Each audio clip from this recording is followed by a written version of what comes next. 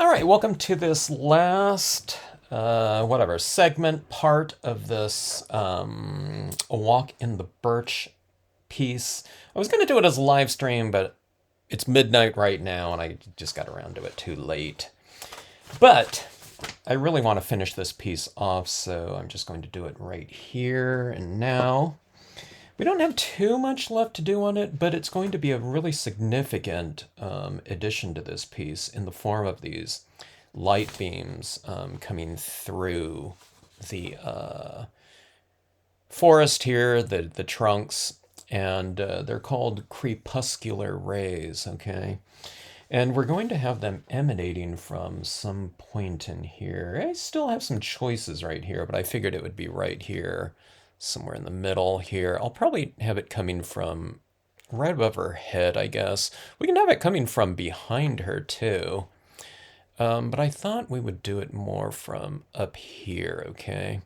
So I'm just going to designate some sort of kind of vanishing point, a point of emanation, that would be. So I'm going to do it right here on this. There's this little speck of yellow paint there, and it's just basically in the middle of these two trees where the bottom of that foliage drapes down to. And I'm just going to take two pieces of paper here, and we're going to do a little bit of planning here, okay? So some of these beams might be coming from going in back of the trees, and some will be going through the trees, and some will be weaving in and out of some of these trees, okay? So there's no better way to do it than just to kind of get started on this, okay? So let's do this right here. We gotta do a little bit of planning here. And it can get a little bit confusing. Not so much if you're doing like a small piece, but on this one we have a lot of trees in here. And it's a really large scene at 7 by 14 inches. Okay, so I'm getting a pretty decent amount of white pigment ink on here. Smash it down a little bit. This is the second time I've used this cotton ball, so it's not quite so frilly, okay? All right, so first beams, let's see. Let's do this. I have to kind of figure out which beams, which trunks are in front and which ones are in back. Okay, so these two right here, I'm going to have the beam go in back of, but in front of this other tree, okay? Or tree trunk. So it's going to be, let me see, I need to keep track of these right here. Okay, so these two right here, it's going to be in back of, all right? So we'll do this right here. I gotta keep track of these guys because it does get confusing. Okay.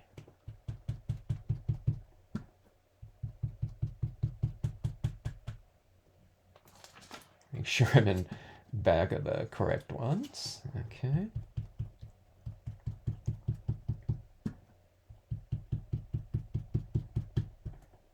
And if it did go in front of the other, the two by accident, then it'll just be a closer beam to us, so it's not going to be that big of a deal. Okay, now this beam right out here gets pretty thick, so I'm just going to kind of put it on the top portion of it, for the most part. Because I want my beams to be a little bit irregular and to be broken up a little bit. Okay. So that is the first one. So it's going in front of these trees back here, and in back of these, and then it's back here again. All right, and let's do this. Let's have it go in back. Well, let's see. Let's have this go like this down here. I'm trying to decide if I want it to go in front of these trees completely in here. Let me think about that one. There's less space over here. Okay, there's more space over here. All right. Boy, that's a lot of trees. Okay, so these trunks right here and these trunks, I'll put a beam in back of those ones, okay? So let's see if I can keep this straight. Point of emanation.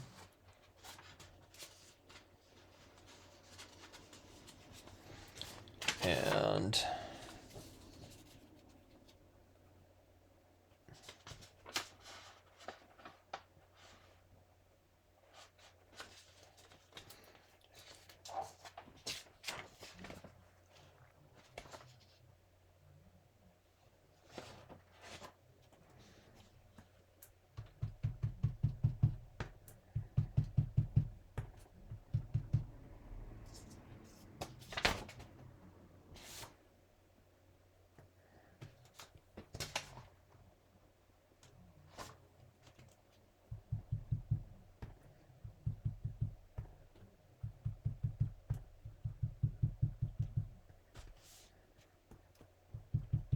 okay, there's a lot of white space back there, so there's not really anything to put that on.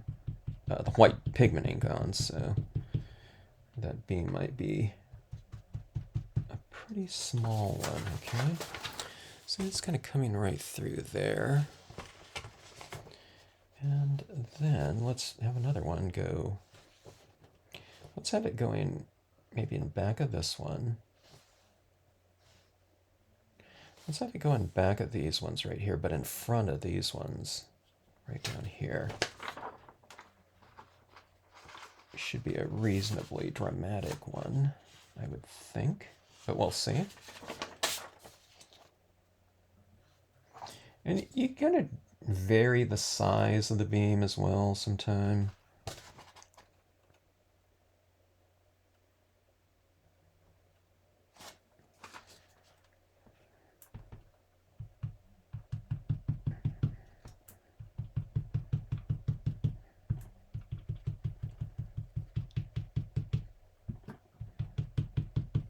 So see, I'm kind of putting it kind of up top of the beam, and then I'll kind of taper it down a little bit. So it's kind of tapering from kind of light over here to kind of a little bit thinner over here, but it's also top to bottom.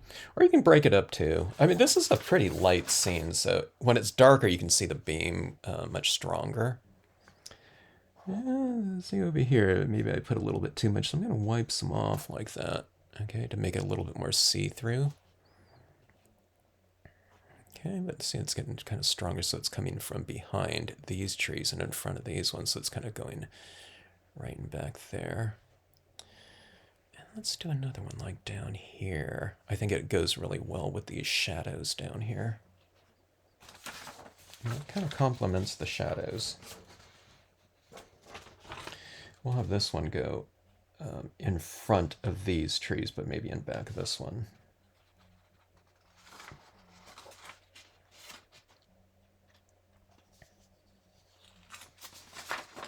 Let's see, I'll have it go.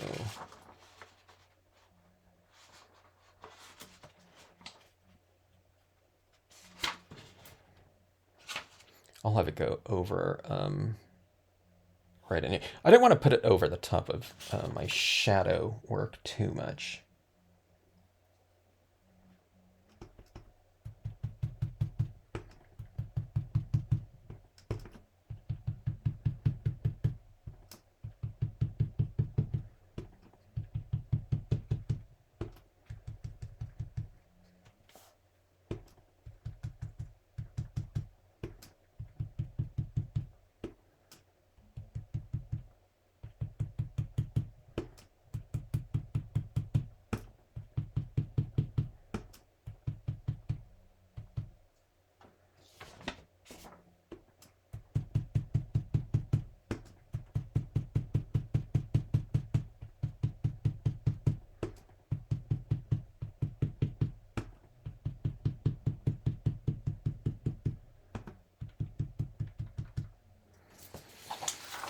Okay, so all these beams are coming out pretty dramatic. They're a little bit sharp, but we're going to soften up everything too. All right, so there's 3 beams over that way, and then let's go in. Let's go in with the real light one kind of right through here, I think.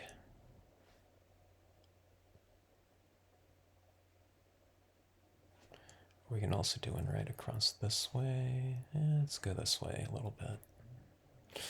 Let's do a pretty narrow one maybe. Okay, so let's do this. Let's come across this way. Let's go in front of this one, behind this one, and then back of it. Okay, so just this one is going to be in front of this beam.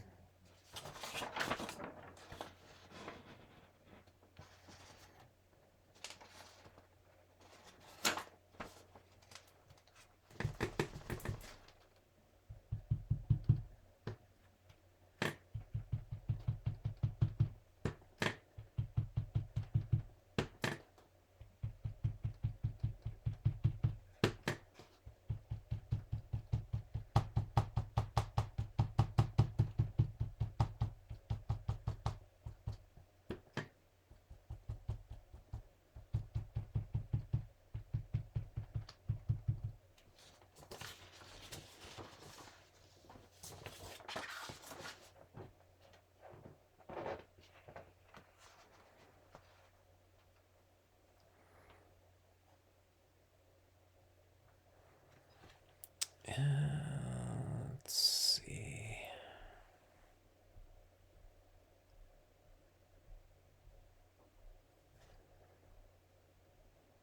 I'm trying to imagine.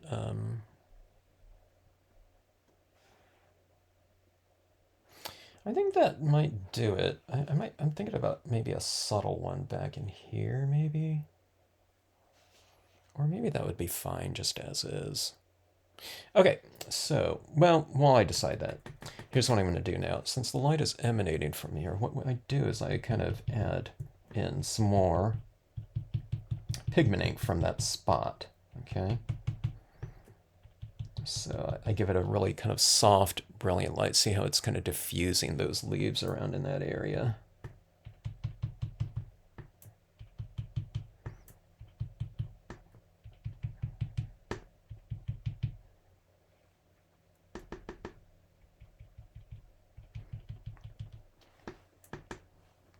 If you've ever done this before, what you want is kind of a dry brush approach to this. You don't want to apply like a big slathering of white ink, which is almost like applying like a thick layer of paint, you know, with pigment inks. They're really thick. And yeah, I almost see them like almost using a paint. Okay. So you want to, my pad here is very dry. That's why I keep dabbing in there like that. But if it's most people's pad, it's going to be like really, really juicy. So you adjust accordingly, okay? A lot of people don't like doing that, though. It's because they're not used to kind of tapping into like an ink pad and then applying it and barely seeing anything, like almost nothing being applied. So they add way too much, and then they get these big blobs of ink, white ink, or like paint. And it's like blob, blob, blob, like a big, thick layer. And they're thinking, oh my God, this is like so hard to do. But it's really easy to do when you have like just barely any ink on here, and you have to really kind of tap down to apply any. And it gives you a lot of control, basically. See, it's just like a little mist down here. So it's almost like you want to kind of, the sensibility is like you're applying like a powder to your scene. Think about it like that. It's a wet medium, but you want the kind of the sensibility of like a dry medium. Or if you've ever done it painting before, it's like think of it like dry brushing some paint onto your piece. So I have the light coming from above, and remember how it was kind of like really a stark look to it. But now see, when I'm adding this other pigment ink throughout, like this, so that's almost like too much right there, so I can just kind of wipe it off. But when you start adding it around in the rest of the piece, it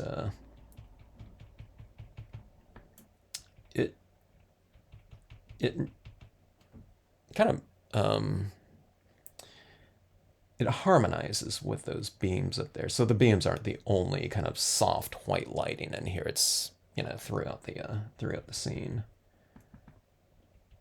And see, I'm putting some of my figures so it kind of sits here into the piece as well.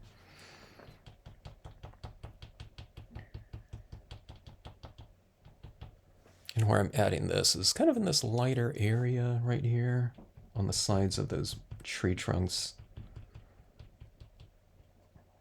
that are facing the light. I mean, it's not exactly, you know, it's like, oh, I put it on the wrong side of the tree right there. You know what I mean? You know, just don't, you know, just don't put a lot if you don't like it. Or as you're doing it, you kind of hold this out and look at it and see, you know, how things are changing with those additions that you're making. You know, how what you're doing and how what you're doing is affecting the piece.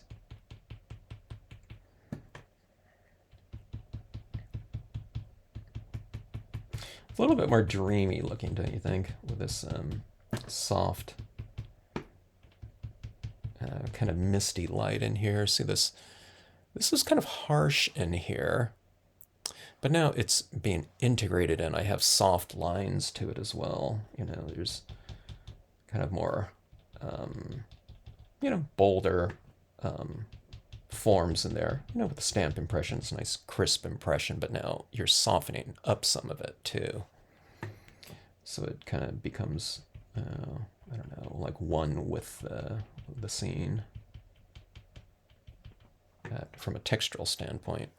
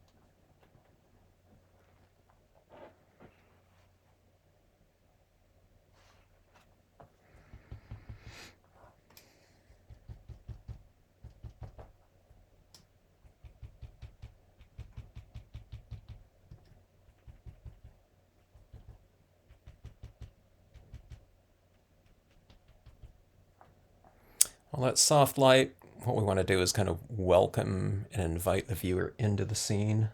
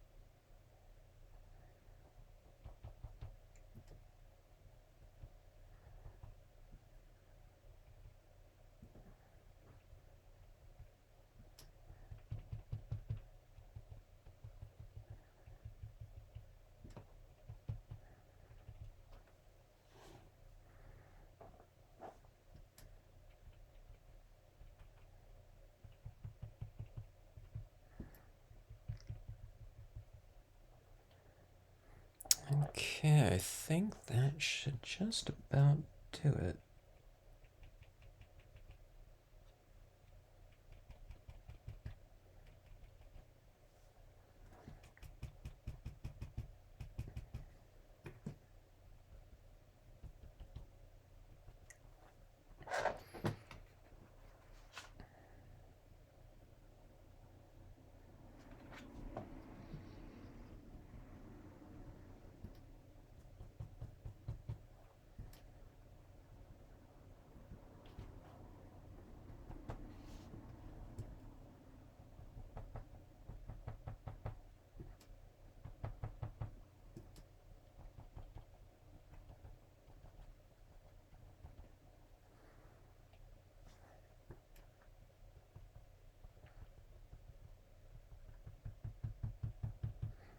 I said that should just about do it. I was looking at this beam. I thought, it's a little bit harsh. So what I'm doing is I'm just bringing in some of this, soft texturing in back of it, around it. So it's cutting the contrast down between that white beam. I can also it's still a little bit moist, so I can still wipe it off if I want to. Some of the white. I wouldn't wipe it all up, but I can remove some of it so it's not quite so stark. Like that, but I think that's it's reasonably bold, I think, but still, not, super harsh. Let's see here.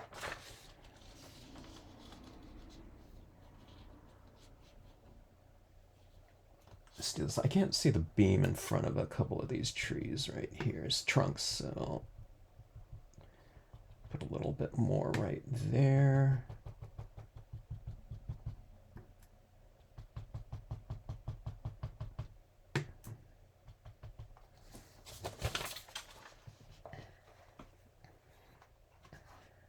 I just wanted to be able to see that beam go through there.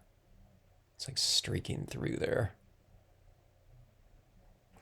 See this right over here, that's a little bit too light, so I'll just kind of wipe some of that off. So it kind of dissipates, it's a little bit stronger, then it kind of weakens over here.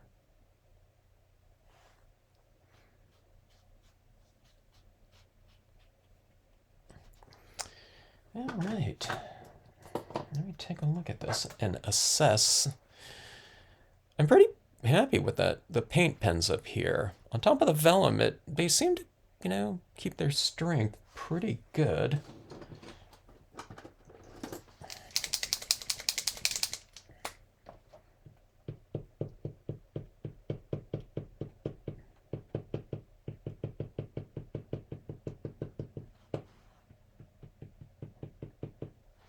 A little bit more of that really brilliant yellow.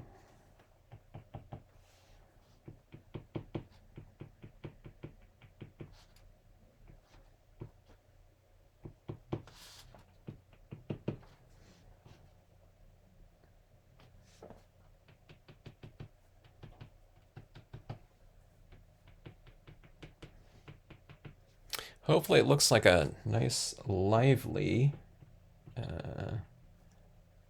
and alive scene to you.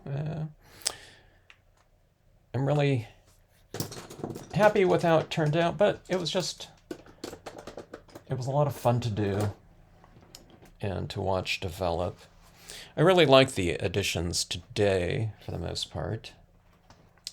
Adding those in there. The only thing is I didn't like waiting for this ink to dry with those black impressions of the foreground foliage in there. That took a little bit of time to dry, but otherwise, it was really fun to watch develop, and that's one of the kind of the fun things about stamping. It's just we can do these fairly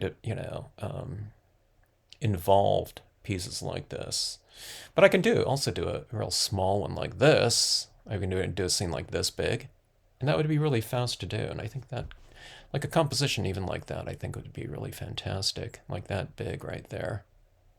And there'd be a lot of atmosphere to it. That's what I'd like to do sometimes. I like to do kind of a real involved piece, but then I'll show like some other types of faster types of compositions based on that larger one. That can be done much, quicker and easier. All right. So, thanks so much for watching. A little bit of extra shimmer here. There's always a couple little extra little things here and there. A little sparkle to my little pathway right here. Because, again, you want to make it kind of like a, if we were in this location, you want to compel the viewer to enter the scene as if we were in this location. Let's see if I can get this pen working right here. There's a lot of colored pencil work down there and wax and everything, so that media is really built up there. And let's see, I think I clogged this up with a little bit of wax. I'll get that flowing here. Let's see here, maybe like a light green here would be good. When the pieces are this big, we might as well sign, right? Okay.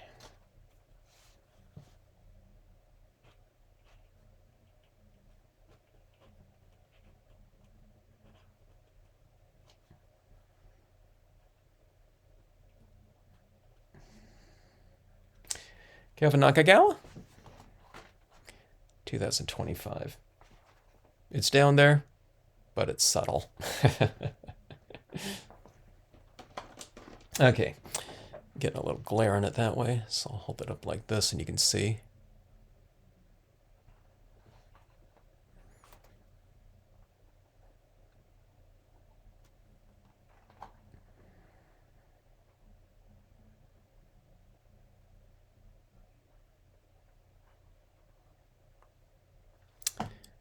Thanks so much for watching.